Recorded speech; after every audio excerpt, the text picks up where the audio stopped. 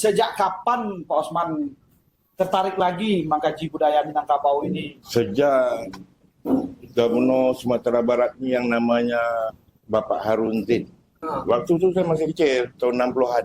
Dititah oleh Tuanku Jaafar bersama-sama Tan Sri Samad Idris untuk meneroka kembali perhubungan yang terputus lah. Sebahagian besar penduduk Negeri Sembilan itu berasal dari Minangkabau. Karena orang-orang Minang ni dah banyak masuk di sini, dah membentuk komuniti. Nagari yang dibuka itu mungkinlah namanya Nagari Tanah Datar. Tanah Datar. Sebab kebanyakan yang datang asalnya orang dari Tanah Datar. Itu bila menyebut Kampar tu saya kena minum sikit.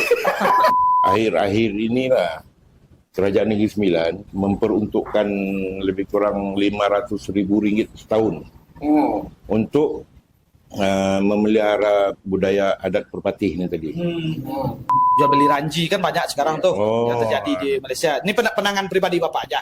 Dia supply and demand. Kenapa ada demand? Ya. Kerana orang di Negeri Sembilan berminat nak mengetahui susur galur dia kan. Dia mencari. Jadi orang ni kerana berminat, dia tak kira lah berapa pun dia bagi. Kalau dapat yang betul, yang tepatnya, alhamdulillah. Tapi kalau mungkin kurang tepat, itu mungkin dia kurang bernasib baik.